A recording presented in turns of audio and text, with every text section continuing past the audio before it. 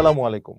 সুপ্রিয় দর্শক, আপনাদের সবাইকে স্বাগত জানাই চ্যানেল এস এর নিয়মিত আয়োজন ব্যাংকিং, ইকোনমি অ্যান্ড কোভিড-19 এই অনুষ্ঠানে। অনুষ্ঠান সঞ্চালনায় আপনাদের সাথে আছি আমি ফুলেল চৌধুরী। দর্শক, আপনারা জানেন যে আমরা এই অনুষ্ঠানের মাধ্যমে বাংলাদেশের অর্থনীতির বেশ কিছু বিষয় নিয়ে কথা বলি। সারা বিশ্বের অর্থনীতির সাথে বাংলাদেশের অর্থনীতির কি প্রভাব থাকে সেসব বিষয় নিয়ে কথা বলে থাকি। বাংলাদেশের ব্যাংকিং খাত নিয়ে কথা বলে থাকি এবং বিশেষ করে এই করোনা ভাইরাসের মধ্যে, কোভিড-19 এর মধ্যে বাংলাদেশের অর্থনীতিকে কতটা আঘাত করেছে, আমরা কিভাবে উতরাতে পারছি, কোন জায়গাগুলোতে কিভাবে আমরা কাজ করছি, এই বিষয়গুলো নিয়ে আমরা কথা বলে থাকি। এবং এ সকল বিষয় নিয়ে কথা বলার জন্যই কিন্তু আজকে দুজন অতিথিকে আমন্ত্রণ জানিয়েছি। একে একে পরিচয় করিয়ে দিতে চাই। প্রথমে পরিচয় করিয়ে দিতে চাই জনাব Nehal Ahmed, professor and director of BIBM. আসসালামু আলাইকুম। ওয়ালাইকুম সালাম, আপনাকে স্বাগত আমাদের আজকের আয়োজনে। দর্শক, তারপরে আপনাদের সাথে পরিচয় করিয়ে দিতে চাই জনাব Rafiqul Islam, vice president, Dhaka bank. আসসালামু আলাইকুম। ওয়ালাইকুম সালাম, আপনাকেও স্বাগত জানাই আমাদের আজকের আয়োজনে। দর্শক, আমরা অনুষ্ঠানের শুরুতে যেমনটা আপনাদেরকে বললাম যে আমরা দেশের পরিস্থিতি নিয়ে কথা বলতে চাই, দেশের অর্থনীতির পরিস্থিতি নিয়ে কথা বলতে চাই, মানুষের অর্থনীতির পরিস্থিতি নিয়ে কথা বলতে চাই। দেশের সাধারণ মানুষের অর্থনৈতিক অবস্থা আজকে লকডাউনের মধ্যে দাঁড়িয়ে কি অবস্থায় আছে, কি অবস্থা হতে যাচ্ছে, গভর্নমেন্ট এক্ষেত্রে কি করছে, মানুষ নিজেরা কি করতে পারে, ইত্যাদি বিষয় নিয়ে আমরা জানতে চাই, আলোচনা করতে চাই। আলোচনা করার জন্য প্রথমেই যেতে চাই নেহাল আহমেদ, আপনার কাছে, প্রফেসর অ্যান্ড ডিরেক্টর, বিআইবিএম। জি, আসলে কোভিড-19 বিষয়টা এমন, এটা তো আসলে এখন আর শুধু কোনো একক দেশের ব্যাপার না, এটা বৈশ্বিক একটা মহামারী এবং সারা পৃথিবীকেই প্রচণ্ডভাবে ক্ষতিগ্রস্ত করেছে। সবচেয়ে বেশি ক্ষতির যে জায়গাটা, এটা শুধুমাত্র যে প্রাণহানি করছে তা না। প্রাণহানি তো একটা বড় সাইড, নিঃসন্দেহে অত্যন্ত দুঃখজনক একটা সাইড, কিন্তু এটা তার থেকেও বেশি ক্ষতি করছে, সেটা হচ্ছে অর্থনীতিকে। বলতে পারেন যে অর্থনীতির চাকা মোটামুটি হল্টেড হয়ে গেছে। আমি অন্য দেশের কথা বলে লাভ নেই, আমি যদি আমাদের দেশের দিকেই তাকাই, আমরা গত বছর একটা লম্বা সময় ধরে একটা মারাত্মক মানে একটা বন্ধের সম্মুখীন ছিলাম। দীর্ঘদিন বন্ধ ছিল, একটা সরকারি ছুটি ছিল, সেই 66 দিন। উদ্দেশ্য ছিল যাতে করে এই কোভিড-19 ভাইরাসটাকে কন্ট্রোল করা যায়। তো তার কিছু ফলাফল আমরা পেয়েছিলাম, কিন্তু সেটা তো গেল একটা সাইড, যে আমরা হয়তো মানে স্বাস্থ্যের দিক থেকে স্বাস্থ্যবিধি অনুযায়ী জিনিসটাকে কন্ট্রোল করার চেষ্টা করেছি। কিন্তু এটার সাথে যে মানুষের জীবন জীবিকার যে ব্যাপারটা, গভর্নমেন্ট যথাসাধ্য চেষ্টা করেছেন, কিন্তু সত্যিকার অর্থে আমাদের দেশে এত এত বিশাল জনসংখ্যার একটা দেশে এইটা কন্ট্রোল করাটাও একটা কঠিন কাজ, বিশেষ করে জনগণের হাতে সাহায্য পৌঁছে দেওয়া। এই যেমন গত 7 দিন ধরে 8 দিন ধরে যে কঠোর লকডাউন চলছে, দেখেন, আমি তো লকডাউন করে দিলাম, আমি বিভিন্ন সেক্টর খোলা আছে, কলকারখানা খোলা আছে, জরুরি যে স্বাস্থ্য সেবা সেগুলো খোলা আছে, ব্যাংক খোলা আছে, হয়তো কিছু কিছু অফিসও খোলা আছে। কিন্তু যেই জায়গাগুলো বন্ধ আছে, ধরেন রিক্সাওয়ালা, দিনমজুর, যারা খেটে খাওয়া মানুষ, তারা কি করবে? তারা কোথায় যাবে? মাননীয় প্রধানমন্ত্রীর কাছ থেকে একটা ঘোষণা এসেছে যে সরকার যে চিন্তা করছে এদের কাছে হয়তো সাহায্য পৌঁছানোর জন্য। আমরা জানি গত বছরও ঈদের সময় মাননীয় প্রধানমন্ত্রীর পক্ষ থেকে সবাইকে 2,500 টাকা করে দেওয়া হয়েছিল, হয়তো এবারও এরকম কিছু হবে। এখন প্রশ্ন হচ্ছে সবার কাছে কি পৌঁছানো যাবে? সেটাই বলছি, শুনতে পাচ্ছি। এখন সবচেয়ে বড় চ্যালেঞ্জ হচ্ছে সঠিক মানুষটার কাছে এটা পৌঁছানো। এখন ওইরকম একটা ডাটাবেস কি আমাদের আছে? এটা একটা বড় চ্যালেঞ্জ, যে সত্যিকার অর্থে কথাটা আজকে দাঁড়িয়ে আমরা পুরো দেশবাসী সকলেই বলছি, আমরা যারা গণমাধ্যমে কথা বলছি, শিক্ষক, সাংবাদিক, বিশেষজ্ঞ, সকলেই কিন্তু আমরা এই কথাটা বারবার বলছি, আমাদের কাছে ডাটাবেস নেই যে কার আসলে সাহায্য দরকার। সেই ডাটাবেসটা সরকারের কাছে সুন্দরভাবে সাজানো একটা ডাটাবেস নেই। সরকারকে নির্ভর করতে হচ্ছে তার বিভিন্ন স্টেপে, যে গ্রাম পর্যায় পর্যন্ত, ইউনিয়ন পরিষদ, থানা পর্যায়ে, জেলা পর্যায়ে তার যে প্রতিনিধিরা আছে তাদের উপরে, রাজনৈতিক এবং প্রশাসনিক যে প্রতিনিধিরা আছেন তাদের উপরে নির্ভর করতে হচ্ছে, তাদের কাছ থেকে ডাটাবেজ নিতে হচ্ছে।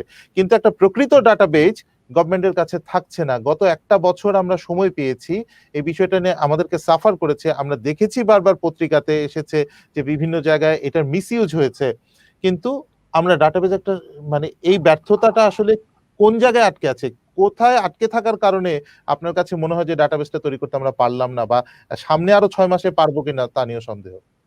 আচ্ছা, এটাকে আমি একটু অন্যভাবে দেখতে চাই। এটাকে বলতে আমার কাছে যদি বলেন, আমি আমি এটা দেখবো যে এটা একটা লেসন, মানে পরিস্থিতির থেকে আমাদের শিক্ষা। কেন বলছি? সত্যিকার অর্থে গভর্নমেন্টের আরো অনেক প্রায়োরিটি আছে, যেটা এই মুহূর্তে ডাটাবেসটা হয়তো তৈরি করাটা, এই এত অল্প সময়ে সঠিক ডাটাবেস তৈরি করাটা হয়তো সম্ভব না, বা প্রায়োরিটির দিকে দিকে যদি তাকান, তাহলে এত আরো অনেক বেশি কাজ কোনো আছে।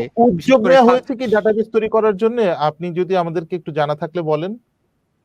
না, এই বিষয়ে আমার যেহেতু সঠিক তথ্য আমার হাতে নেই, সো আমি অনুমানের উপর ভিত্তি করে কিছু বলতে পারবো না। বাট যতটুকু জানি যে আমি আমার নলেজ থেকে যতটুকু জানি যে একেবারে সঠিক যেটা ফুল প্লেজের যে একটা ডাটাবেস থাকলে গভর্নমেন্টের সুবিধা হতো, সেরকম কিছু নাই। বাট এটা এটা করাটা খুব কঠিন কাজ না, হবে না।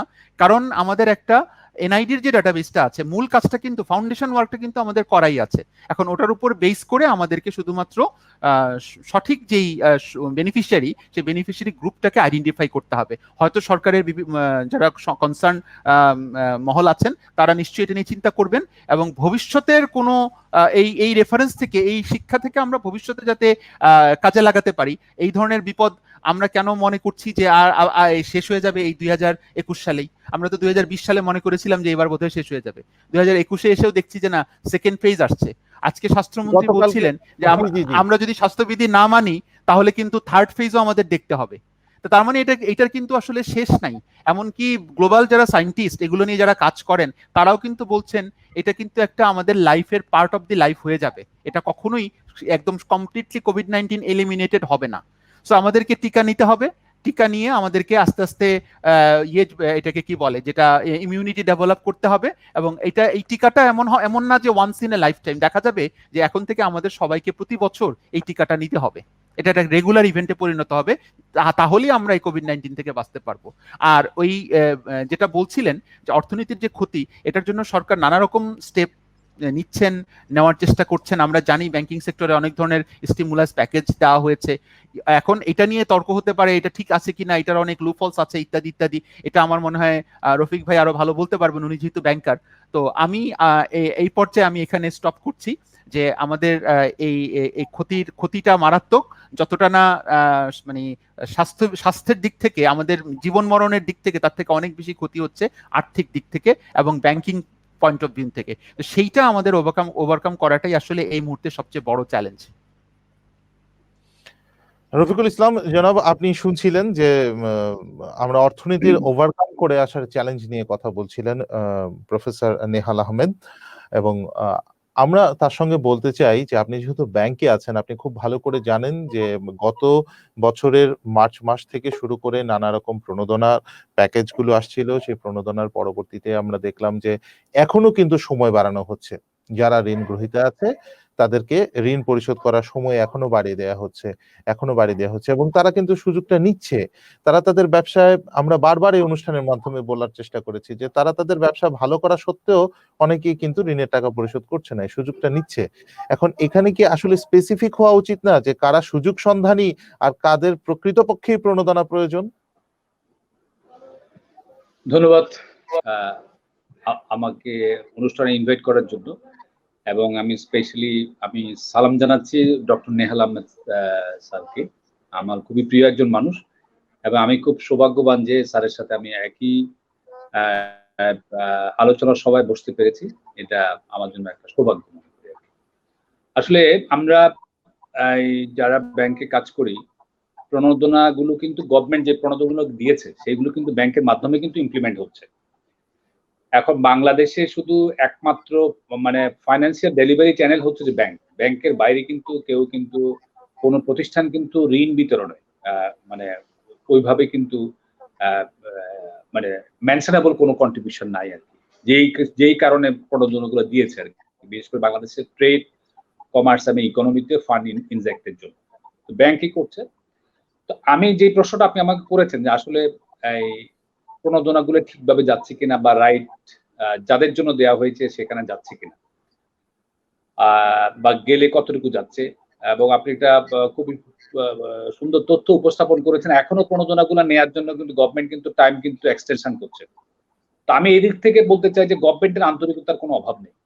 গভর্নমেন্ট ট্রুলি চাচ্ছে যে এই ট্রুলি সাফার্ড যে ইন্ডাস্ট্রি গুলো আছে, ইন্ডাস্ট্রিয়াল সেক্টর গুলো আছে, সেগুলোর জন্য সঠিকভাবে প্রণোদনা পায়, এবং সেভাবেই কিন্তু গভর্নমেন্ট কিন্তু সবকিছু ঠিকঠাক করেই কিন্তু এগুলো দিয়েছে। কিন্তু প্রশ্ন এক জায়গায়, প্রশ্ন হচ্ছে যে যে আসলে যারা প্রণোদনা পাওয়ার যোগ্য তারা কি প্রণোদনা পাচ্ছে কিনা, আর যারা প্রণোদনা পাওয়ার যোগ্য না বা প্রণোদনা যাদের প্রয়োজন নাই তারা কিন্তু প্রণোদনা পেয়ে যাচ্ছে। এই একটা জায়গায় কিন্তু যথেষ্ট রকম কিন্তু অনিয়ম হচ্ছে, যেটা আমরা যারা প্র্যাকটিক্যালি কাজ করছি, আসলে অনেক কথা তো এই টক শোতে বলা যায় না, কারণ আমরাও কিন্তু কিছু কিছু কাস্টমারের সাথে কাজ করি, ব্যাংকের সাথে কাজ করি, ব্যাংকের অনেক ইস্যুজ আছে যেগুলো সরাসরি বলতে গেলে কিন্তু অনেক কাস্টমার কিন্তু পরে এসে কিন্তু আমাদের সাথে কিন্তু জিনিসগুলো নিয়ে আলোচনা করে। আমি শুধু একটা কথা বলতে চাই, আমি রিসেন্টলি একটা একটা বড়োয়ার সাথে কথা বলছিলাম, মানে খুবই রিনাউন্ড। উনি বললো যে ভাই বাংলাদেশে এমন একটা অবস্থা, আমরা যারা ব্যাংকে টাকা দিয়ে দিতে চাই তাদের উপরে কিন্তু ব্যাংক কিন্তু সুদ আরোপ করে কিন্তু বেশি, আর যারা ব্যাংকে টাকা দিতে চায় না তাদেরকে কিন্তু ক্ষমা করে দেওয়া হচ্ছে, সুদ মওকুফ করে কিন্তু তাদেরকে কিন্তু টাকাটা দেওয়ার জন্য কিন্তু তাদেরকে প্রণোদিত করা হচ্ছে। বিষয়টা একটু উল্টো, এবং ওনার কথাটা শুনে আমার আসলেই খুবই আমার বিবেকে নাড়া দিয়েছে যে আসলেই এদেশে যারা টাকা দিতে চায়, যারা ব্যাংক থেকে টাকা নিয়ে ব্যবসা করে টাকা ফেরত দিতে চায় তাদের জন্য আমরা কিন্তু কোনো প্রণোদনার ব্যবস্থা কিন্তু খুব একটা করি নাই। যদিও বা আমরা এর আগে একটা সার্কুলার এসেছিল বাংলাদেশ ব্যাংক দিয়েছে, এবং এটা আপনি যদি ভালো রিপেমেন্ট করেন সেই জন্য আপনার জন্য একটা ইনসেন্টিভ আছে থাকে, এখন কিন্তু সেই জিনিসটা নাই। তো এই জায়গাটায় মানে আমি একজন ব্যাংকার হিসেবে কিন্তু আমার ভিতরে কিন্তু এই জিনিসটা খুব নাড়া দিয়েছে যে আসলে যারা সত্যিকার অর্থে যাদের ফিনান্স দরকার তারা কিন্তু ফিনান্সটা ওইভাবে সাপোর্টটা পাচ্ছে না, আর যাদের ফিনান্স দরকার নাই কিন্তু যারা কিন্তু উইলফুলি নিজেদেরকে কিন্তু রোগাক্রান্ত বা এফেক্টেড হিসাবে শো করতে চাচ্ছে তারা কিন্তু প্রণোদনা নেওয়ার জন্যই কিন্তু বিভিন্ন ধরনের কাজগুলো করছে। যেমন আমি বলি, এমন কাস্টমার আছে যারা কিন্তু অনেকদিন থেকে, কোভিড শুরু হওয়ার আগে থেকে কিন্তু তারা ডিফল্টার, কোভিড শুরু হওয়ার আগে থেকেই তারা উইলফুলি কিন্তু বিভিন্ন ধরনের ডিলিনকুয়েন্সি শো করছে ব্যাংকের সাথে, কিন্তু কোভিড আসার পরপরই তাদের কিন্তু এই উপলক্ষটা আরো ভালো করে ব্যবহার করার কিন্তু তারা সুযোগ পেয়েছে।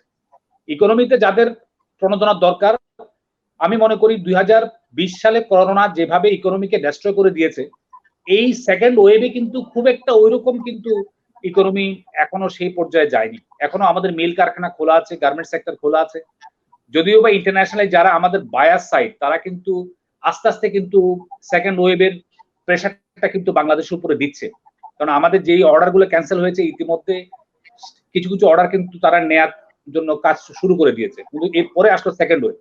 কিন্তু এই যে যদি এই বিষয়টা যদি সেকেন্ড ওয়েভটা যদি প্রলং করে তাহলে কিন্তু ইকোনমি আবার কিন্তু আগে সেই শেপে চলে যাবে, আবার কিন্তু একটা বাজে সিচুয়েশন ফেস করবে এদেশের ইকোনমি। তো আমি এখনো আশাবাদী, যদি লকডাউন দিয়েছে সরকার খুব ভালো একটা উদ্যোগ নিয়েছে, লকডাউনটা যদি এভাবে কন্টিনিউ করে তাহলে দেশের ইকোনমির জন্য ক্ষতি হবে, যেহেতু 14 দিনের একটা লকডাউন এটা সাইন্টিফিক্যালি কিন্তু ভায়াবল। 14 দিনের লকডাউনের পরে কিন্তু আমাদের ইকোনমির চাকাকে ঘুরতে দিতে হবে, কারণ এইটা কিন্তু আপনি লকডাউন কিন্তু সমাধান না। নেয়াল স্যার যেটা বললেন যে কন্টিনিউয়াস যদি এই রোগের সাথে, এই ভাইরাসের সাথে কিন্তু আমাদের কিন্তু সামনের দিনগুলোতে বসবাস করতেই হবে।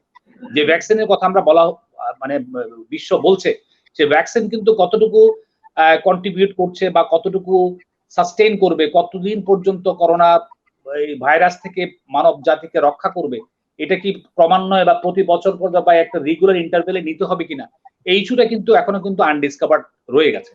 তো এই জন্য টোটাল কথা হচ্ছে যে ভ্যাকসিন আসছে, এটা আমরা কিছুটা আশাবাদী হয়েছি, কিন্তু ভ্যাকসিনের সাস্টেনেবিলিটি, সাস্টেনেন্স এইটাকে কিন্তু কন্টিনিউ করতে হবে, নাইলে কিন্তু এই ভ্যাকসিনের সাথে কিন্তু সারা পৃথিবীর ইকোনমিটা জড়িত, ইনক্লুডিং বাংলাদেশ। তো আমি যেই কথাটা ইন এ নাটসেল বলতে চাই সেটা হচ্ছে যে প্রণোদনার বিষয়টা, ডিসবার্সমেন্ট প্রণোদনা কিন্তু ওভাবে মানে 50% বা মোর দেন 50% হয়েছে, কিন্তু এখানেও কিন্তু প্রণোদনা কিন্তু অনেক কারণে কিন্তু ডিসবার্সমেন্ট দিতে একটু ব্যাংকগুলোর মধ্যে একটা শেকিনেস আছে, কারণ আমরা এখনো পর্যন্ত অনেক ব্যাংক, অনেক কাস্টমারের মধ্যে একটা একটা কি বলবো, একটা ধারণা জন্ম নিয়েছে প্রণোদনার টাকা মনে হয় ফেরত দিতে হবে না। কারণ আমরা কিছু কিছু জায়গায় দেখেছি যে যেমন আমি একটা এক্সাম্পল দিই, গার্মেন্টস সেক্টরে আমাদের এক কাস্টমার, তাদের যখন আমরা প্রায় 10 কোটি টাকার মতো আমরা প্রণোদনা দিয়েছি স্যালারির জন্য, এবং তাদের মধ্যে একটা ধারণা জন্ম নিয়েছে এটা তো সরকার প্রণোদনা দিয়েছে মানে এই টাকাটা দিতে হবে না, অথবা আপনি এটা ওয়ার্কিং ক্যাপিটালের সাথে এটা হিসাব করবেন কেন। তো এই জায়গাটা কিন্তু একটা ভুল ধারণা, কারণ এটা হচ্ছে যে একটা প্রেশার গ্রুপ আছে যারা গভর্নমেন্টকে হয়তো প্রেশার দিচ্ছে যে এইটা অনুদান হিসাবে দেওয়ার জন্য, এটা মাফ করে দেওয়ার জন্য। তো এগুলো তো পাবলিক মানি, গভর্নমেন্ট ইচ্ছেগুলো তো মাফ করতে পারবে না, তারপরে ওটা মাননীয় প্রধানমন্ত্রী বা অন্যান্য সরকারি হায়াত যারা আছে ওনারা বিবেচনা করে দেখবেন। তো আমার কথা হচ্ছে প্রণোদনা সরকার ভালোভাবেই দিয়েছে, কিন্তু প্রণোদনাটা যাতে মিসইউজ না হয়, মিসইউজ হচ্ছে, এটা মিসইউজ না হয় সেদিকে সবাইকে খেয়াল রাখতে হবে। জি, আপনাকে ধন্যবাদ। আমরা এ পর্যায়ে সংযুক্ত হতে চাই জনাব M S. Siddiqui, legal economist and vice chairman IVFB। আপনাকে স্বাগত জানাই আমাদের আজকের অনুষ্ঠানে জনাব এম.এস. সিদ্দিকী। আশা করি আপনি ভালো আছেন, সুস্থ আছেন, কারণ এই কোভিড সিচুয়েশনের এখন মধ্যে পর্যন্ত সুস্থ আছি। আলহামদুলিল্লাহ। কারণ যেটা বলছিলাম যে এই কোভিড সিচুয়েশনের মধ্যে সুস্থতাই এখন সবচেয়ে বড় চ্যালেঞ্জ হয়ে দাঁড়িয়েছে, এবং আপনি সুস্থ আছেন জানতে পেরে আমাদের কাছেও ভালো লাগছে। আপনার সাথে আলোচনা শুরু করতে চাই। আমরা এতক্ষণ আলোচনা করছিলাম যে দেশের পরিস্থিতি নিয়ে, যে মানুষ তো মারা যাচ্ছেনই, আমরা প্রতিদিন শত মানুষের মৃত্যু দেখছি, তার সঙ্গে কিন্তু অর্থনীতিতে একের পর এক আঘাত দেখতে পাচ্ছি। আপনার সাথে আমরা একটু আলোচনা করতে চাই। আপনি যদি একটু ছোট করে আমাদেরকে বলেন, আজকের এই পর্যায়ে দাঁড়িয়ে 2020 সালের লকডাউনের পরে আঘাতপ্রাপ্ত হয়ে ঘুরে দাঁড়ানোর চেষ্টা করে তারপরে আবারও করোনার ধাক্কায় আমরা আবারও লকডাউনে এসে দাঁড়িয়ে আপনি কি দেখতে পাচ্ছেন? আমাদের সামাজিক অর্থনীতির কি অবস্থা? খুব ভালো কিছু বলার মতো নেই। মূলত যারা বেশি ক্ষতিগ্রস্ত হচ্ছে সেটা হচ্ছে যে ক্ষুদ্র আয়ের, সীমিত আয়ের গরিব মানুষগুলো। একেবারে যারা ডে লেবারার অথবা এমন কিছু ছোট বিজনেস করে, দিনের আয়টা তারা দিনে ইনকাম করে, এই ধরনের মানুষগুলো সম্পর্কে কিছুদিন আগে একটা স্টাডিতে দেখা গেছে যে এই হত দরিদ্র মানুষগুলোর ম্যাক্সিমাম 3 দিন কাজ না করে তারা দুবেলা ভাত খেতে পারে। এখন আমাদের তো 14 দিনের লকডাউন। তাহলে বাকি 11 দিন কি খাবে তারা? কোথা থেকে আয় রোজগার হবে? যে বিচ্ছিন্ন ঘটনাগুলো আমরা দেখতে পাচ্ছি, রিক্শাওয়ালার সাথে পুলিশের ঝগড়াঝাটি, রিক্সা নিয়ে টানাটানি, এবং যারা ক্ষুদ্র দিন মজুরের কাজ করতো, আমি মূলত ঢাকা শহরের কথা বলছি, এরা কেউ কাজ পাচ্ছে না। তাদেরকে কেউ ডাকছে না কাজ করার জন্য। কারণ ঘরের ভিতরে হোক বা কোথাও মানুষের সাথে মেলামেশা করার সুযোগ কম, ভয় পাচ্ছে সবাই, তাদেরকে কেউ কাজ দিচ্ছে না। আর যারা হাজার হাজার হকার যে রাস্তায় বসে কাজ করতো, এদের কোনো আয় নেই, এদের কোনো বিক্রি নেই, ওরা বসতেই পারছে না বিক্রি করার জন্য। এমনই একটা পরিস্থিতিতে দেশের একটা সাইজেবল মানুষ, কদিন আগে দেখলাম যে আরো 10%, এই কদিন আরো 10% হতদরিদ্র হয়ে গেছে। প্রভার্টি লাইনের নিচে 10% ছিল, দরিদ্র ছিল 20%, এটা 30 থেকে 40% উঠে গেছে দরিদ্র সীমা। এই যে হিসাবগুলো খুব অত্যন্ত আতঙ্কিত হওয়ার মতো ঘটনা। আর ছোট ছোট ব্যবসায়ীরা বেশি আক্রান্ত হয়েছে। তারপর সবচেয়ে বড় কথা, আপনারা তো একটু আগে প্রণোদনা নিয়ে কথা বলছিলেন। প্রণোদনার টাকাটা ব্যাংকাররা দিয়েছেন, আপনারা সবাই মূলত ব্যাংকার, এখানে 2 জনই ব্যাংকার আছেন। ব্যাংকার কাস্টমার রিলেশনশিপের উপরে, অর্থাৎ আপনারা এর আগে যাদেরকে লোন দিয়েছেন সেই ধরনের একজন ক্লায়েন্টকে আপনারা নির্ভর করতে পারছেন, তাদেরকেই আপনারা দিচ্ছেন। তো তাহলে প্রণোদনাটা যারা পাওয়া উচিত বলে মনে করি, তাদের মূল অংশটা কিন্তু সে প্রণোদনার ধারে কাছে যেতে পারছে না। এই পরিস্থিতিটার উন্নয়ন কিভাবে হবে আমি ঠিক জানি না, কারণ এই উন্নয়নের জন্য আপনাদেরকে ব্যাংকারদেরকে এগিয়ে আসতে হবে, সরকারকে এগিয়ে আসতে হবে। তারপরে আমরা আলোচনা হচ্ছে যে একটা কাভার্ড একটা কোলাটারাল এগেইনস্ট এসএমই গুলোকে লোন দেওয়া হবে। সাধারণ লোন, এটা নিয়ে শুধু সার্কুলার ইস্যু হয়, নোটিফিকেশন হয়, সরকার বিভিন্ন পলিসি ডিক্লেয়ার করে, কিন্তু কোনোটাই ইফেক্টিভ হয় না।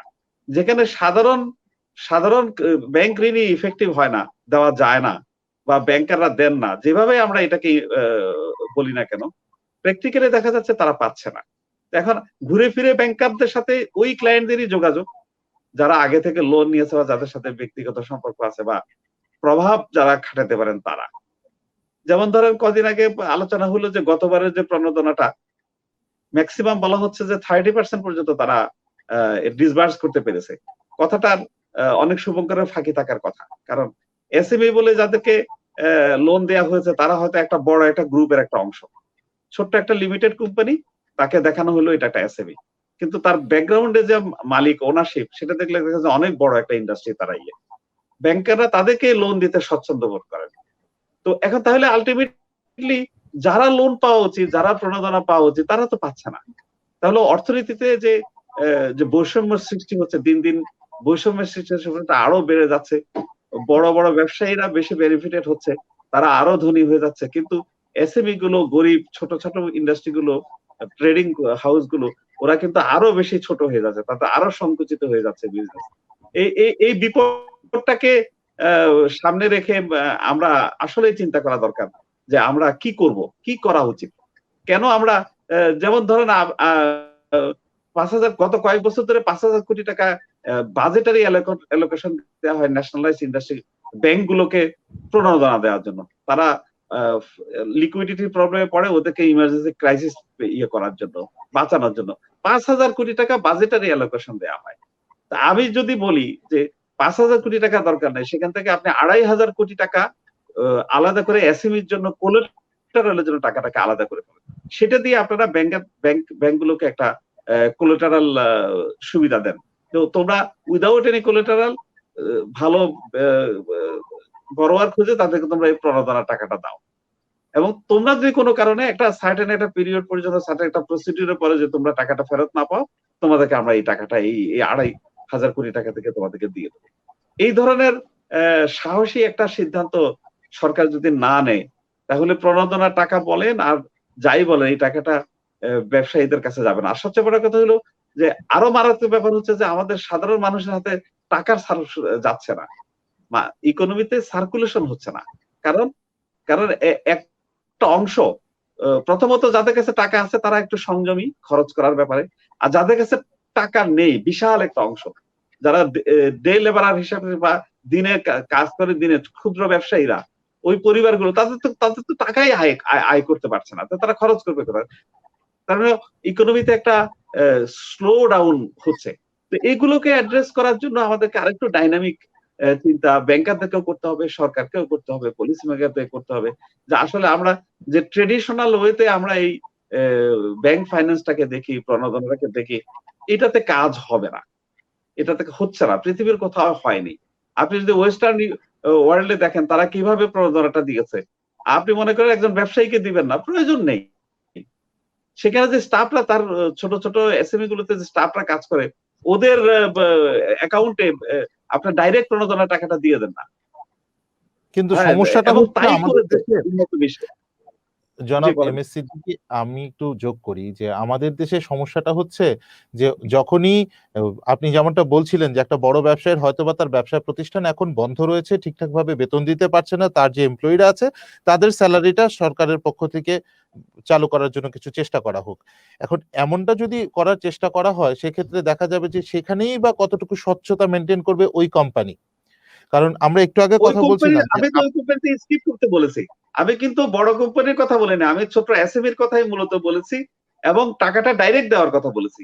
ওই এন্টারপ্রেনারকে টাকাটা দিতে বলি নাই।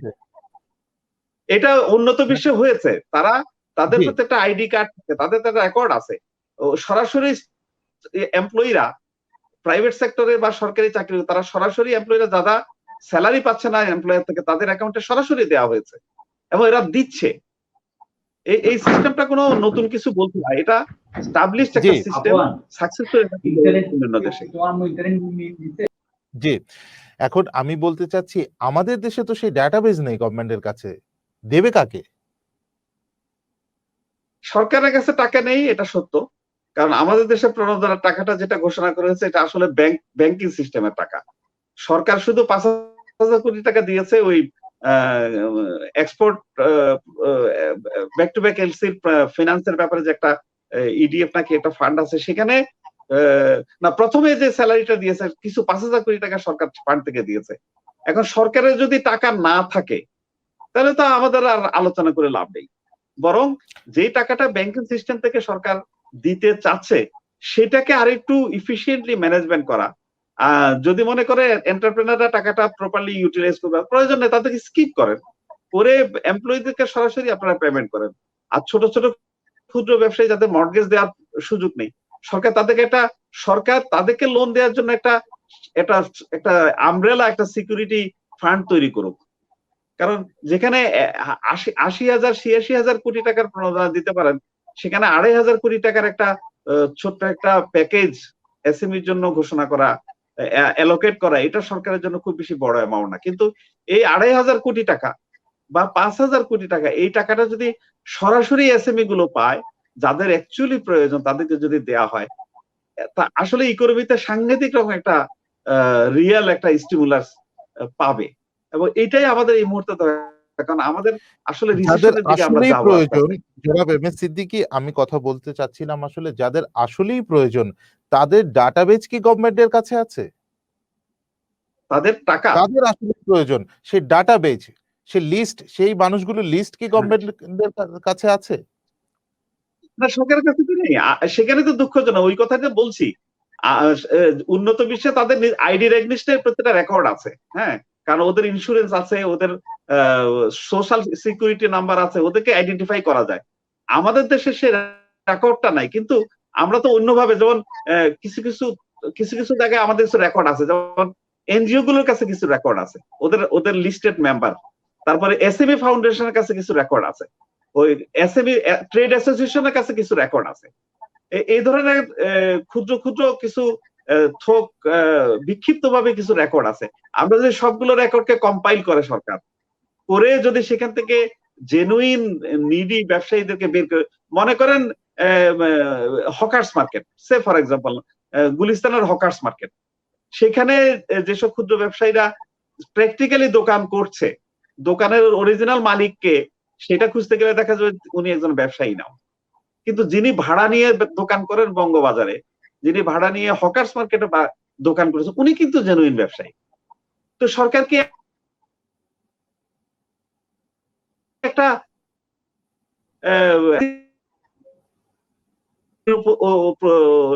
মালিক কারা,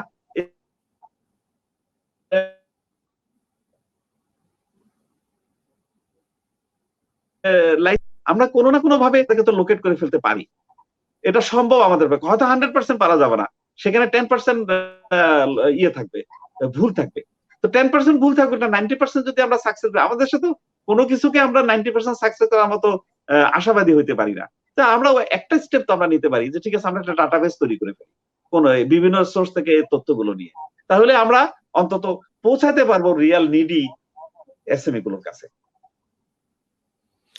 এসিবি কে প্রণোদনার ব্যাপারে আমরা আসলে কথা বলছিলাম। আমরা অনুষ্ঠানের শুরুর দিকে কথা বলেছিলাম নিহাল আহমেদ আপনার সাথে, যে এই একই বিষয় ডাটাবেজ গভর্নমেন্ট একেবারে হতদরিদ্র মানুষ যারা দোকান ছোটখাটো কোনো ব্যবসা করে থাকে, দিনমজুর, যেমনটি এম.এস. সিদ্দিকী বলছিলেন 3 দিনের খাবার তাদের কাছে হয়তোবা থাকে, এরপরে আর থাকে না। তাদের প্রণোদনা, সত্যিকার অর্থে অনুদান প্রয়োজন। প্রণোদনা বলতে তাদের একেবারে অনুদান প্রয়োজন। প্রণোদনা যেটা ঋণ প্রণোদনা সেটা নয়। সরকার ছোট একটা অ্যামাউন্ট 2,500 টাকা দেয়া গত বছর আমরা দেখেছি দিয়েছে, এবছরও দেওয়ার কথা বলছিলাম, এবং সেখানে আমরা কিন্তু বলছিলাম যে সেই একই কথা, লিস্ট নেই গভর্নমেন্টের কাছে, সেই একটা নির্দিষ্ট ডাটাবেজ নেই। গত বছর যে পদ্ধতিতে দিয়েছে সেই পদ্ধতিতে দেওয়ার পর কিন্তু সমস্যা হয়েছে, এই ডিসবার্সমেন্ট নিয়ে নানা রকম কথা উঠেছে। তো আমরা সেই বিষয়টার কথা বলেও আর কথা বাড়াইনি, সেই বিষয়টা একটু ছোট্ট করে আপনার কাছে বলতে চাই। জনাব এম.এস. সিদ্দিকী, আপনি যদি আপনার অভিমত প্রকাশ করেন যে একটা বছর আমরা পার করলাম, এই জায়গাটাতে কি আমরা ছোটখাটো কোনো কাজ করতে পেরেছি, যে সত্যিকার অর্থে যে 2 কোটির উপরে মানুষ আরো নতুন করে গরিব হয়ে গেল, তাদের সত্যিকার অর্থে অনুদানের প্রয়োজন, সেই 2 কোটির উপরে সংখ্যা বলছি, কিন্তু তারা কারা সেই লিস্টটা কি করতে পেরেছি? তা আমার তো মনে হয় সরকারের এই ধরনের কোন উদ্যোগ আছে বলে শুনি নাই। এককালীন যে সাহায্যটা দেওয়া হয়েছে গত বছর কত লক্ষ মানুষকে, ডিসিরা, এসডিওরা, ইউএনওরা যেসব লিস্ট করেছে সেটার উপর বেসিস করে দিয়েছে। সেখানে অনেক মিসম্যানেজমেন্ট আমরা শুনেছি। তারপরেও সেখানে যদি 10% 20% মিসম্যানেজমেন্ট হয়, 80% মানুষ তো সেটা পেয়েছে। আবার এইবারও সিমিলার পদ্ধতিতে এককালীন 5,000 টাকা দেওয়ার একটা ঘোষণা অলরেডি দিয়েছেন সরকার। যাচ্ছে কিন্তু 5,000 টাকার 1 বছরের বা গত 1.5 বছরের একটা ক্রাইসিস একটি পরিবারের জন্য শুধুমাত্র 5,000 টাকা 1 বছরের জন্য যদি হয়, 1 মাসের জন্য কি সাফিসিয়েন্ট? এটা কি সম্ভব একটা পরিবার চলতে পারে? এটা হয়তো একটা সামান্য একটা থোক কোন রকম একটা সাহায্য। এখন এটাকে বা সরকার সিরিয়াসলি যদি এটা আপনি যদি বলেন যে কারো হতদরিদ্র হয়ে গেল তাদের একটা লিস্ট, সেভাবে আসলে অনেক কঠিন কাজ। আমরা সেটা আমরা জাতীয়ভাবে ১ম থেকে সেই লিস্টটা আমরা আসলে তো করি নাই। আমরা এই আমাদের কাছে যে ডাটা আছে সরকারের কাছে বা বিভিন্ন সংস্থার কাছে, কোনটাকেই তো নির্ভরযোগ্য বলে মনে করা হয় না। কিন্তু তারপরেও আমি বলব, আমি আবার একটু এনজিও দের কথা বলব। এনজিওরা তাদের যে মেম্বারশিপ স্ক্যানিং করে মেম্বার করে এবং তাদেরকে যে লোন দেয়, তাদের ডাটাটার উপরে আমার ব্যক্তিগত একটা আস্থা আছে। তারা আবার মেম্বার পিকেএসএফ এর। সরকার যদি এই কাজটা পিকেএসএফ এর মাধ্যমে করতে চান, তাহলে ওনাদের কাছে একটা ডাটাবেস বোধহয় পাওয়া যেতে পারে। এবং সেটা খুব ইফেক্টিভ হবে। সেটা হয়তো 100% সারা বাংলাদেশের একটা লিস্ট হয়তো পাওয়া যাবে না। এনজিও গুলো যেসব এলাকায় কাজ করে সেখানকার আমি লিস্টটা একটা পাওয়া যাবে। এনজিওর আমি একটা অভিজ্ঞতা আমার শেয়ার করতে চাই। গত ২ দিন আগের একটা এনজিওর কাছ থেকে আমার একটা লিস্ট পাওয়া, ব্যক্তিগতভাবে কাজ করতে গিয়ে আমি দেখলাম যে সেখানে একটা যাচাই করতে যাচ্ছিলাম যে একটা এনজিওর লিস্ট দিল, ওরা এই ৫০ জন মানুষকে ঋণ দিয়েছে, ছোট্ট করে ঋণ দিয়েছে। সে সত্যিকার অর্থে ৫০ জন মানুষকে তারা ঋণ দিয়েছে কিনা একটা লিস্ট আমার কাছে দিল। সে ৫০ জন মানুষকে আমি কল দিলাম। কল দেওয়ার পরে দেখতে পেলাম সেখানে যে ম ১২ থেকে ১৩ জন মানুষ বলছে, "কই আমরা তো কোনো ঋণ নেইনি।" এনজিও বলছে যে আচ্ছা, তাদেরকে আমরা ঋণ দিয়েছি, একটা ফোন নাম্বারও তারা দিয়ে দিল, নাম দিয়ে দিল। আমি নাম দিয়ে জিজ্ঞেস করলাম, "এটা কি অমুকের নাম্বার?" তিনি বলছেন যে, "না, এটা তো অমুকের নাম্বার না।" বলল, "এটা কুমিল্লা জেলায়, আপনি কি কুমিল্লায় বসবাস করেন?" তিনি বললেন, "না, প্রশ্নই ওঠে না, আমি কুষ্টিয়ায় বসবাস করি।" তো এখানে আমি ধরে নিলাম যে তাদের নাম্বার টাইপিং এর ক্ষেত্রে হয়তোবা ফোন নাম্বার টাইপিং এর ক্ষেত্রে ডিজিট ভুল হয়ে যেতে পারে। কিন্তু সেক্ষেত্রে কি ডিজিট ভুল হওয়া ৫০ টার মধ্যে ১৫ টাই?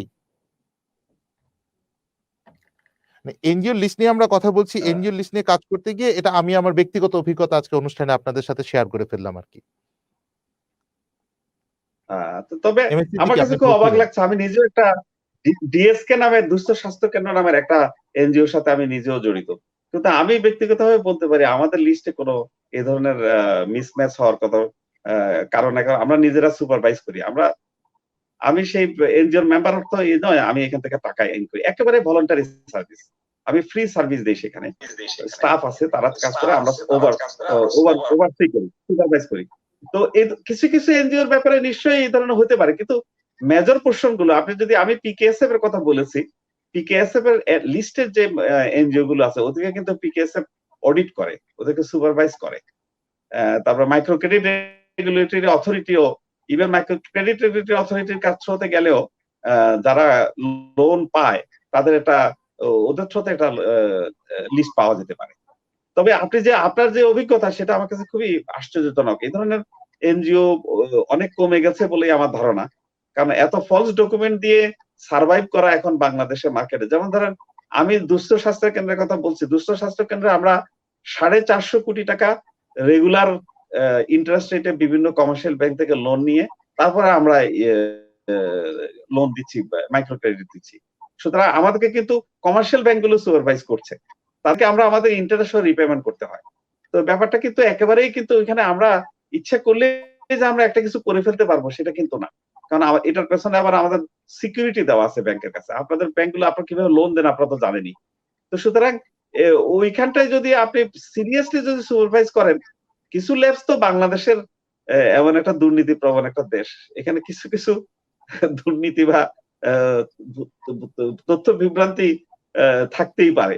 হ্যাঁ, তবে মূলত আমি আশাবাদী যে ওইখান থেকে একটা লিস্ট পাওয়া যেতে পারে। জি। অনেক ধন্যবাদ। আমরা নেহাল আহমেদ আপনার কাছে একটু যেতে চাই, একটু অন্যরকম বিষয়ে কথা বলতে চাই। আমি এই অনুষ্ঠানের মাধ্যমে জনাব নেহাল আহমেদ আপনার সাথে বা আমাদের অন্যান্য যারা অতিথি আছেন সবার সাথে আমি শেয়ার করি। এই অনুষ্ঠানের মাধ্যমে একজন ভারতীয় প্রফেসরের সাথে কথা বলেছিলাম। তিনি শেয়ার করেছিলেন যে তার দেশে যে মানুষগুলো চাকরিচ্যুত হয়েছে, তার দেশে যে মানুষগুলো মানে তার যে নির্দিষ্ট ইনকাম যেটা ছিল সেটা করতে পারছে না, তারা অতি দ্রুত চেষ্টা করছে যে অন্য কোনো বিকল্প উপায়ে ইনকাম করার জন্য, এবং সেই বিকল্প উপায় হিসেবে তারা বেছে নিয়েছে অনলাইন মার্কেটটাকে। অনলাইনে কেনাবেচা করার জন্য, অনলাইনে অ্যাপ ডেভেলপমেন্ট করার জন্য, বা অ্যাপ ডেভেলপমেন্ট করতে না পারলেও কোন একটা মাধ্যমে, ফেসবুকের মাধ্যমে হোক, মানে কোনো কিছু সেল করা, যেটা সে হয়তোবা রাস্তায় বসে সেল করতো, যেটা সে একটা ছোট দোকানে বসে সেল করতো, সেটা সে ফেসবুকের মাধ্যমে বা অনলাইনে অন্য কোনো প্ল্যাটফর্মে সেল করা, যেটা বাংলাদেশেও আমরা দেখতে পাই। কিন্তু এটা আসলে একেবারেই শহর কেন্দ্রিক আমরা দেখতে পাই এই বিষয়টা। গ্রামেগঞ্জে কিন্তু সেভাবে আমরা এই বিষয়টা দেখতে পাই না। এবং আমরা দেখতে পাচ্ছি যে শহরের মানুষগুলো তাদের কাজকর্ম যেটা করে তাদের জীবনযাপন করতেন, সেই কাজটা যখন বন্ধ হয়ে গেল, তখন তিনি গ্রামে চলে গেলেন। গ্রামে গিয়ে হয়তোবা কৃষিকাজ করছেন, অথবা কাউকে কাজে সহযোগিতা করছেন, করে একেবারেই খুব খারাপ অবস্থায় দিন যাপন করছেন। কেন আমাদের দেশের মানুষগুলোকে আমরা এই জায়গাটাতে আমরা আসলে কিছু করতে পারবো না কেন? আমার ব্যাপারটা হচ্ছে এটা। অবজারভেশন যদি একটু বলেন যে ভারতে খুব সুন্দরভাবে পাচ্ছে, আমরা কি মানে এখানে আমাদের ল্যাকিংসটা কি বলবেন যে আমাদের ইন্টারনেট সার্ভিস অনেক বেশি কস্টলি, আমরা এর সাথে হ্যাবিচুয়েটেড না, মানে আমাদের নেসেসিটি ডিমান্ডস না, তাই না? আমাদের প্রয়োজন যখন কোনো কিছু, তখন তো তৈরি করতেই হবে। আমি অনেকগুলো কথা বলেছি, আপনি যদি একটু বলেন। নেহাল আহমেদ। আপনি কিন্তু বলছেন যে আমরা করছি অনেক কিছু, এবং সত্যি আসলেই আমরা করছি। সো যারা গত এক বছরে মারাত্মকভাবে ক্ষতিগ্রস্ত হয়েছেন জীবন জীবিকার ক্ষেত্রে, তারা কিন্তু কোনো না কোনোভাবে ব্যবস্থা অল্টারনেটিভ খুঁজে বের করছেন। এর মধ্যে একটা বড় অল্টারনেটিভ হচ্ছে online marketing, online sale, e commerce development. এই কাজগুলো তারা কিন্তু করছেন। এটা যদি আপনি যে কথাটা বললেন, এটা শহর কেন্দ্রিক কথাটা সত্য এই কারণে যে আসলে এই জিনিসগুলা শহরের ডিমান্ড, এটা কিন্তু গ্রামের ডিমান্ড না এখনো।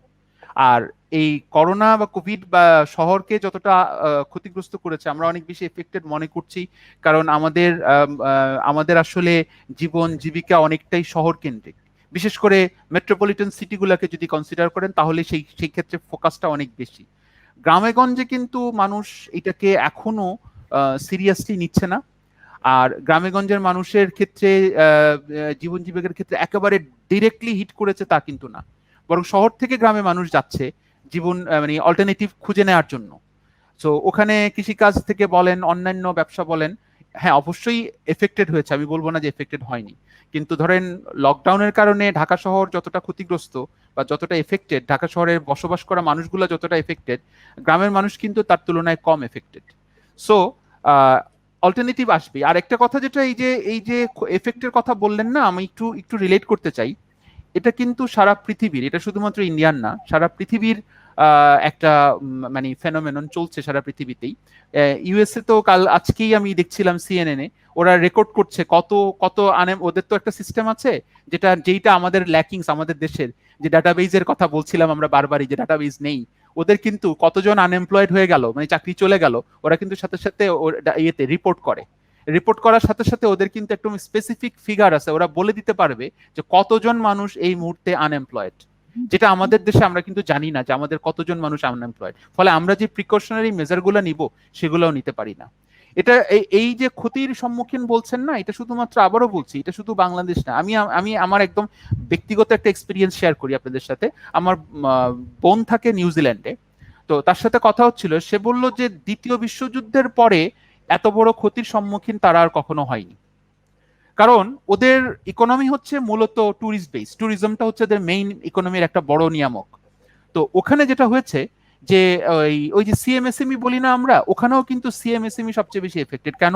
এই ট্যুরিজমকে বেস করে যত ছোটখাটো ইন্ডাস্ট্রি বা ব্যবসা ছিল সব টোটালি বন্ধ হয়ে গেছে। সমুদ্রের আশেপাশে কোস্টাল এরিয়াতে যত বিজনেস ছিল, যত দোকান ছিল, সমস্ত কিছু বন্ধ হয়ে গেছে। কেন? বিকজ টুরিস্ট নাই। তো যেহেতু ইন্ডাস্ট্রিটা বা ব্যবসাটাই বেসড অন টুরিস্ট, তো টুরিস্ট নাই তো ব্যবসা বন্ধ। এবং সেখানে ওখানেও কিন্তু আনএমপ্লয়মেন্ট মানে রেকর্ড হিট করেছে। আমি তো যেটা বললাম যে ওরা নিজেরাই অ্যাসেস করছে যে দ্বিতীয় বিশ্বযুদ্ধের পরে এত বড় ক্ষতির সম্মুখীন তারা হয়নি। হয়তো নিউজিল্যান্ডে করোনা মারাত্মকভাবে এফেক্ট করে নাই, তারা ওইটাকে কন্ট্রোল করতে সমর্থ হয়েছে, মানুষের মৃত্যু কম, এফেক্টের সংখ্যা কম, কিন্তু দেখেন অর্থনৈতিকভাবে কিন্তু তারা মারাত্মকভাবে বিপর্যস্ত। সো ক্ষতিটা কিন্তু দুই দিক সার্বিকভাবে বিভিন্ন রকম ডাইমেনশনে কিন্তু আমরা ক্ষতির সম্মুখীন হচ্ছি। তো বাংলাদেশে আমি তো মনে করি যে আমাদের জেনারেশন, ইয়াং জেনারেশন যারা আছেন, আমার আমার যেটা অবজারভেশন, যে তারা কিন্তু কিছু না কিছু অল্টারনেটিভ খুঁজে বের করেনি। তাদের মধ্যে অদ্ভুত একটা প্রাণ শক্তি আছে। তারা যে কোনো ফর্মেই দেখেন, এত এত যে ক্ষতিগ্রস্ত বলছি, হ্যাঁ অনেক সাফারিংস আমরা দেখছি, কিন্তু না খেয়ে মারা গেছে একটা কেস কি আপনারা পেপার পত্রিকা মিডিয়াতে শুনেছেন যে কোভিডের কারণে না খেয়ে মারা গেছে? না খেয়ে কিন্তু কেউ মারা যায়নি এখন পর্যন্ত। তার মানে কষ্ট হচ্ছে, কিন্তু কোনো না কোনো অল্টারনেটিভ ফর্ম কিন্তু আমরা বের করতে পারছি। তো এইটা একটা বড় জিনিস। হ্যাঁ, এখানে আমাদের করণীয় অনেক কিছু আছে। যেমন যে কথাটা বলছিলাম, যে বাইরের দেশের মতো আমরা যদি সরাসরি, সিদ্দিক ভাই বলছিলেন ওনার অনেক অনেক অভিজ্ঞতা, উনি একদম প্র্যাকটিক্যালি কাজ করেন, উনি হ্যান্ড অন এক্সপিরিয়েন্স থেকে অনেক কথা বলেছেন। আসলেই সত্যি যে বাইরের দেশের মতো আমরা যদি একেবারে আইডি কার্ড ধরে বা বা কোনো একটা এনআইডি বা কোনো একটা নাম্বার ধরে, যেটা বাইরে যেটা থাকে সোশ্যাল সিকিউরিটি নাম্বার, ওরকম একটা নাম্বার ধরে আমরা যদি বের করতে পারতাম যে কতজন ক্ষতিগ্রস্ত, এবং তাদেরকে যদি সরাসরি আমি এই এই প্রণোদনাটা পৌঁছে দিতে পারতাম। এখন আমাদের ব্যাংকিং সেক্টরে এই কোভিডের যে আরেকটা এফেক্টের কথা আমরা বলি, adverse selection and moral hazard problem. CMSME তে আমরা সত্যিকার অর্থে টাকা দিতে পারছি না। কেন? তার একটা বড় কারণ হচ্ছে আমরা যে রাইট বড়োয়ারকে সিলেক্ট করতে পারছি না কেন? কিছু আছে প্রসিডিউরাল প্রবলেম, কিছু আছে সিকিউরিটির প্রবলেম। একটা জিনিস অনেকদিন থেকে শুনছি, যেটা সিএমএসএমই আসলে তখনই সাকসেসফুল হবে যখন আপনি ক্রেডিট গ্যারান্টি স্কিম এটা চালু করতে পারবেন। যেটা সিদ্দিকী ভাইও বলছিলেন যে একটা, সেটা গভর্নমেন্টের তরফ থেকে হতে পারে, যে একটা ফান্ড অ্যালোকেট করলাম, আমরা অ্যালোকেট করে আমি বলে দিলাম যে হ্যাঁ এইটা এই ক্রেডিট গ্যারান্টি স্কিমের আন্ডারে যাবে, এই গ্যারান্টির এগেইনস্টে তাকে লোন দেওয়া হবে। সিএমএসএমই যে বড়োয়ার, সে যদি ডিফল্ট করে বা ফেইল করে কোনো কারণে, তাহলে ওই গ্যারান্টি স্কিম থেকে তার কাছ থেকে টাকাটা আদায় করে। তাহলে কিন্তু দেখবেন যে আসলেই যারা ক্ষতিগ্রস্ত তাদেরকে আমরা, এবং তাদেরকে এখন আর এই এই প্রসঙ্গে আপনার প্রশ্নের প্রেক্ষিতে আমি আরেকটা প্রশ্ন অ্যাড করি। এই যে অনলাইন আমি ব্যবসা করব, অনলাইন অ্যাপ ডেভেলপ করব, এখানেও তো আমার ফান্ডিং লাগবে। এই ফান্ডিং কি আমরা দিতে পারবো? একটা নতুন উদ্যোক্তা এসে যদি আজকে একটা রফিক ভাইয়ের ব্যাংকে যদি বলে যে স্যার আমাকে লোন দেন, আমি একটা অ্যাপ ডেভেলপ করবো, করে সেল করব, রফিক ভাই তো লোন দিতে পারবে না। কারণ ঢাকা ব্যাংকের লোনের যে স্ট্রাকচারিং করা আছে, যে পলিসি প্রসিডিউর বলা আছে, তাতে ওই উদ্যোক্তাটা এই লোনটা পাওয়ার জন্য কোয়ালিফাই করে না। তো এগেইন আমাকে ওই আবার ব্যাক টু পেভিলিয়ন গোড়ায় চলে যেতে হচ্ছে, যে আমাকে সত্যিকার অর্থে সিএমএসএমই লোন বেনিফিশিয়ারিকে পাওয়ার জন্য আমাকে আলাদা কিছু করতে হবে। ট্রেডিশনাল পদ্ধতি ভাবলে হবে না, আমাদেরকে আউট অফ বক্স বেরোয় আসতে হবে, আউট অফ বক্স কিছু চিন্তা করতে হবে, যাতে করে ট্রুলি আমি ওই সিএমএসএমই ক্লায়েন্ট যারা সবচেয়ে বেশি কোভিডের কারণে এফেক্টেড, তাদেরকে আমি বেনিফিটটা দিতে পারি। তাহলেই দেখবেন আমরা এই কোভিড চ্যালেঞ্জটাকে মোকাবেলা করতে পেরেছি সাকসেসফুলি। এবং শুধু তা না, যারা যারা ক্ষতিগ্রস্ত হয়েছেন তারা নতুন নতুন উদ্যোগ নিয়ে, নতুন নতুন আইডিয়া নিয়ে নতুনভাবে ঘুরে দাঁড়াবেন। এবং সেইখানে আমার মনে হয় ব্যাংকারদের অনেক কিছু করণীয় আছে এই উদ্যোগটাকে সাপোর্ট করার জন্য, তাতে আমরা ইকোনমি সত্যিকার অর্থে বেনিফিটেড হবে। অনেক ধন্যবাদ। অনেকগুলো কথা, সুন্দর কথা আপনি আমাদের সাথে সংযুক্ত করলেন। আমরা কিন্তু অনুষ্ঠানেরও শেষের দিকে আছি। জনাব রফিকুল ইসলাম, আপনার কাছে এবার একটু অন্য প্রসঙ্গে কথা বলি, আমাদের একটু সামাজিক বিষয়ে কথা বলি। আপনি যেহেতু সরাসরি ব্যাংকে আছেন এবং কাস্টমার হ্যান্ডেলের সাথে আপনি সরাসরি জড়িত আছেন, আমরা দেখতে পাচ্ছি লকডাউনের মধ্যেও মানুষ আসলে প্রয়োজনীয় তো বের হচ্ছে, অপ্রয়োজনীয় প্রচুর মানুষ বের হচ্ছে, এবং লকডাউন থাক বা না থাক নিজের একটু ঘুরে বেড়ানোর জন্য বের হচ্ছে মানুষ। ঘরে থাকতে ভালো লাগছে না, তাই বের হচ্ছি। কি হবে সেটা দেখা যাবে, রোগ বিসুখ হবে কি হবে না, অন্য কারো হতে পারে, আমার হবে না, এই বিশ্বাস কিন্তু এখনো মানুষের মধ্যে বিরাজমান। তো আপনি আপনার ব্যাংকে কি এই বিষয়টাকে নিয়ন্ত্রণ করতে কি আপনারা পারছেন? যেমন আমরা দেখতে পাচ্ছি ঢাকা শহরে অনেক ব্যাংকে গেলেই ব্যাংকাররা খুব চেষ্টা করছে নিয়ন্ত্রণ করার জন্য, কিন্তু কতক্ষণ মানুষকে তো আর জোর করে নিয়ন্ত্রণ করানো যায় না। বলা হচ্ছে বারবার যে আপনি একটু দূরে বসুন, একটু পরে আসুন, এখন বেশ কয়েকজন কাস্টমার আছে, একটু পরে আসুন। সেটা হিমশিম খাচ্ছে ব্যাংক মানুষকে কন্ট্রোল করার জন্য, যেহেতু ব্যাংক খোলা এবং পার্সোনাল গাড়িগুলো চলছে, রিক্সা চলছে, সিএনজি চলছে, তাই মানুষ কিন্তু ব্যাংকে যেতে পারছে, বাস না চলুক। আপনি যদি আপনার অভিজ্ঞতা একটু বলেন যে আপনারা চট্টগ্রামে কি মানে নিয়ন্ত্রণ করতে পারছেন কিনা মানুষকে স্বাস্থ্যবিধি মানার ব্যাপারে?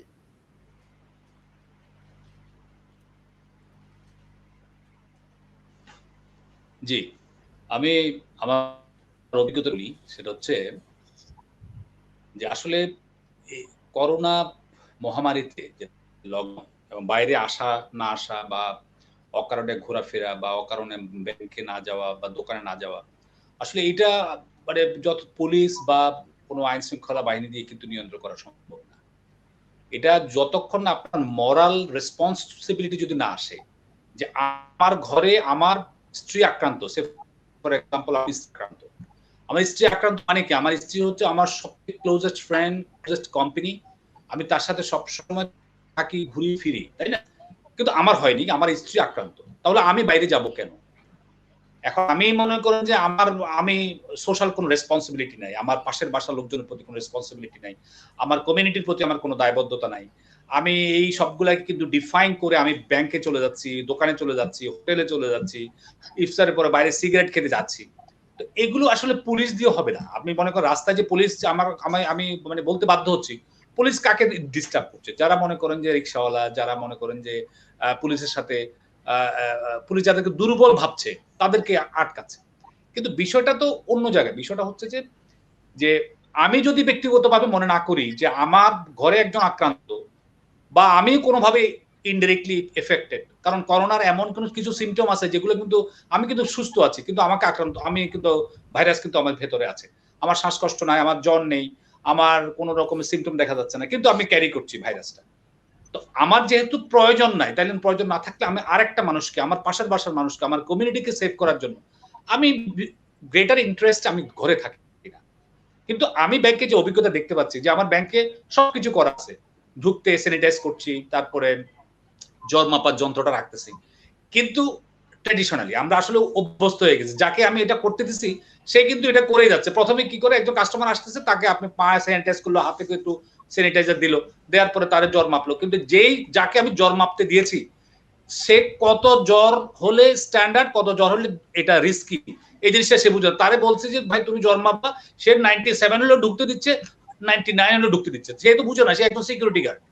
কিন্তু এই যে বিষয়গুলো, এগুলো কিন্তু সবগুলো কিন্তু যতই আপনি বলেন ওয়ার্ল্ড হেলথ অর্গানাইজেশনের আপনার এই প্রেসক্রিপশন, আপনি যত নিয়ম কানুন ওয়েবসাইটে দেন, এগুলো কোনো কিছুই কাজ হবে না যতক্ষণ পর্যন্ত না আপনার মরাল রেসপন্স যদি আপনার ভিতরে না আসে। আপনি যদি মনে না করেন যে আমি মানুষকে বাঁচাবো না, তাইলে কিন্তু এটা কোনোভাবে লকডাউন না, আরো যদি মনে করেন আরো স্ট্রিক্ট লকডাউন, কোনো কাজ হবে না। কারণ আমরা লকডাউন কি দেখতে পাচ্ছি, রাস্তায় সবকিছু চলতেছে, একটা বাস্তবতা, আমরা সবকিছু চলতেছে, আমি আমার গাড়ি নিয়ে বেরোচ্ছি, সামনে দিয়ে লিখে দিচ্ছি জরুরি ব্যাংকিং কার্যে নিয়োজিত, কিন্তু অনেক ব্যাংকে রোস্টার করে দেওয়া হচ্ছে, কিন্তু দেখা যাচ্ছে ব্যাংক, সেই যে ব্যাংকে রোস্টার করে দিয়েছে তারা কিন্তু আবার ছুটিতে বাড়ি চলে যাচ্ছে। তাহলে এই ছুটিতে বাড়ি যাচ্ছে মানে কি, আমি ভাইরাস ক্যারি করে গ্রামে নিয়ে যাচ্ছি, সেখানে আরো 10 জনকে এফেক্ট করছি। বিষয়টা হচ্ছে যে এইরকম, এখানে যতক্ষণ পর্যন্ত না আপনার ভিতরে যদি আপনি যদি মরালি প্রণোদিত না হন, এটাকে সে মানে এই মানুষকে বাঁচানোর জন্য, কমিউনিটিকে বাঁচানোর জন্য, আমার ভাইকে, আমার ভাইকে, আমার বাবাকে, আমার বোনকে, আমার ছেলেকে, আমার মেয়েকে, আমার আত্মীয় পরিজনকে যতক্ষণ পর্যন্ত না আমি বাঁচাতে পারি, এই জিনিসটা আমার ভিতরে যদি না আসে, এটা কোনোদিন সম্ভব হবে না। আর ব্যাংকের বিষয়টা তো আমি সরাসরি বলছি যে এটা আমার পক্ষে নিয়ন্ত্রণ সম্ভব হচ্ছে। এটা যতজনেই যত কিছুই করুক, আপনি জ্বর মাপেন, ঢুকতে স্যানিটাইজ করে, পাশে পুরো বডি স্যানিটাইজ করলে কোনো কাজ না, কারণ সে এটা নিয়ে বসে যাচ্ছে চেয়ারে বসে যাওয়ার সাথে সাথে দেখা চলে যাওয়ার পরে সেখানে আরেকজন বসতেছে সুস্থ মানুষ, তো সে গাড়িছে। এই যে এইভাবে এই যে কন্টাজিয়াস একটা সিচুয়েশন ক্রিয়েট হচ্ছে, এবং এটা কিন্তু মানে আপনি গাণিতিক হারে বলেন বা জ্যামিতিক হারে বলেন, মানে এটা কিন্তু লকডাউন একটা সাইন্টিফিক, যদি আপনি মেনটেন করতে পারেন, এবং যারা লকডাউনের মেইন স্টেক হোল্ডার হচ্ছে যে আমি আপনি যদি এটাকে কার্যকর করে না করি মোরাল রেসপন্সিবিলিটি থেকে, তাহলে এটা কখনোই সম্ভব না, এবং এটা চলতেই থাকবে। জি, আপনাকে ধন্যবাদ। আপনাকে আপনাকে ধন্যবাদ ধন্যবাদ জনাব রফিকুল ইসলাম। আপনাকে ধন্যবাদ জনাব রফিকুল ইসলাম। আমাদের অনুষ্ঠানের সময় একেবারে শেষের দিকে চলে এসেছে। আমি ছোট্ট একটা বিষয় আরেকটু কথা বলতে চাচ্ছিলাম জনাব এম.এস. সিদ্দিকীর সাথে। এটা আমার একটা জিজ্ঞাসা, নিশ্চয়ই একটা নিউজ আমরা পেয়েছি। এই নিউজটা যারা পড়েছে তাদেরও এইটা একটা জিজ্ঞাসা যে পৃথিবীর যেমনটি বলছিলেন নেহাল আহমেদ, যে অন্যান্য দেশ ওরা, এবং আপনারা আমাদের কথার মধ্যে উঠে এসেছে যে পৃথিবীর বিভিন্ন দেশ তারা তাদের সামর্থ্য অনুযায়ী চেষ্টা করেছে, সরকারের পক্ষ থেকে খরচ করেছে এই কোভিড-19 সিচুয়েশনকে হ্যান্ডেল করার জন্য। এবং আমরা দেখেছি একটা পত্রিকার নিউজে এসেছে যে পৃথিবীর দেশগুলোর মধ্যে যে দেশগুলো সবচেয়ে কম খরচ করেছে সরকারের পক্ষ থেকে কোভিড-19 কে হ্যান্ডেল করার জন্য, সেই দেশগুলো কম খরচের দেশের তালিকায় বাংলাদেশ রয়েছে। এবং সেটা হচ্ছে সেখানে জিডিপি হিসাব করা হয়েছিল, বলা হচ্ছিল যে আমেরিকা ওদের জিডিপির প্রায় 25% খরচ করেছে, ব্রিটেন 16.5% খরচ করেছে, মালয়েশিয়া নিয়ার অ্যাবাউট 10% খরচ করেছে, এমনকি পাকিস্তানও 2% খরচ করেছে, কেনিয়াও তাদের জিডিপির বেশি মানে 2.5% খরচ করেছে, বাংলাদেশ খরচ করেছে 1.4%। কথা হচ্ছে যে বাংলাদেশ সরকার নানা রকম পদক্ষেপ নিচ্ছে, কিন্তু এই খরচের জায়গাটাতে কি আসলেই আপনি মনে করেন যে সরকার কম খরচ করছে? ইচ্ছে করলে গভর্নমেন্ট আরো খরচ করতে পারে? আপনি তো তাই মনে করছি। এই জন্য যে আমরা প্যান্ডেমিকের ভিতরে যে গত যে বাজেটটা দেয়া হলো, সে বাজেটে দেখা গেল যে মেডিকেল সেক্টরে, হেলথ সেক্টরে তেমন কিছু বাড়েনি প্রণোদনা। এবং আপনি দেখতে পাচ্ছেন যে আমাদের এখন আইসিইউ বেডের খুব ক্রাইসিস। আমরা ইমার্জেন্সি বেসিসে আমরা তো জানি যে ২-৩ বছরে এই প্যান্ডেমিক যাবে না। আমরা ইমার্জেন্সি বেসিসে আমরা কিছু আইসিইউ বেড আমরা এক্সটেনশন করতে পারলাম না কেন? এই প্রশ্ন কিন্তু থেকেই যায়। তারপরে লোন দেওয়ার ব্যাপারে যে বললাম, আমরা তো আলোচনাই করলাম ডিটেইলস যে সেখানে আমরা কিন্তু ম্যানেজমেন্টটা ঠিকমতো করতে পারিনি। আমরা ট্রেডিশনাল চিন্তা ভাবনা থেকে বেরোতে পারিনি। এইসব ব্যাপারগুলোতে সাহায্য দেওয়ার ব্যাপারে তো ওই যে এককালীন গত বছর একটা এককালীন দেওয়া হয়েছে। আর এই বছর আরেকবার এককালীন কিছু মানুষ কি ফিউ লাখস ১ কোটি লোকও পাবে না। ৩৫, ৪০, ৫০ লাখ লোক এককালীন ৳৫,০০০ একটা এককালীন একটা প্রণোদনা পাবেন। তো এটা আসলে কোনো প্রয়োজনের তুলনায় একেবারে অপ্রতুল। সুতরাং আপনি যেমনটা ওই যে নেহাল ভাই যেটা বলেছেন যে তথ্যটা বের করে নিয়ে আসে, এটা তো সত্য। সারা দুনিয়ার ভিতরে আমাদের কন্ট্রিবিউশনটা আ নেগলিজিবল। আমরা আরো অনেক বেশি করা উচিত এবং এটা করার অর্থ এই না যে টাকাটা নষ্ট হয়ে যাওয়া। এটা কিন্তু অর্থনীতির জন্য খুবই প্রয়োজন ছিল। অর্থনীতিতে স্টিমুলাস প্যাকেজ, এটা শুধু ব্যবসার স্টিমুলাস প্যাকেজ বললে এটা মিসগাইডেড হবে সবাই।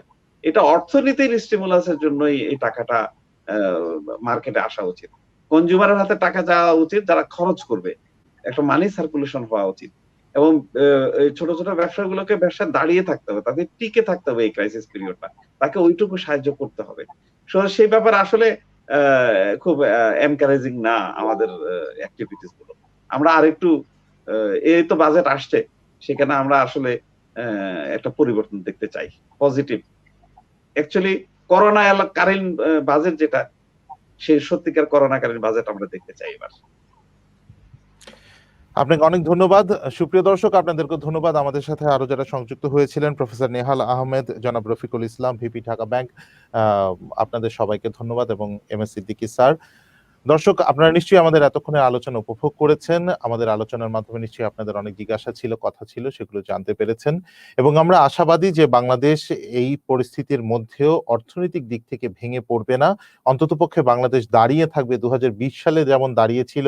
আমরা জিডিপিতেও যেমনটা আশা করা হচ্ছিল তার থেকে উন্নত করতে পেরেছি, এবারও পারবো আশা করি। আমরা লড়াই করে বেঁচে থাকবো, এবং সেই লড়াইয়ের মধ্যে অন্যতম একটা অংশ হচ্ছে কিন্তু আপনাকে স্বাস্থ্যবিধি মানতে হবে। যে কাজই আপনি আমি করি না কেন, স্বাস্থ্যবিধি অবশ্যই মানতে হবে। না মানলে আপনার পরিবার, আপনার পরিজন, এমনকি আপনার সমাজের মানুষজন আপনার দ্বারা ক্ষতিগ্রস্ত হবে। এই বিষয়টা মাথায় রেখে স্বাস্থ্যবিধি মেনে চলতে হবে। সবাই ভালো থাকবেন, সুস্থ থাকবেন, এবং সবাইকে ধন্যবাদ। আগামী অনুষ্ঠানে আবারও দেখা হচ্ছে।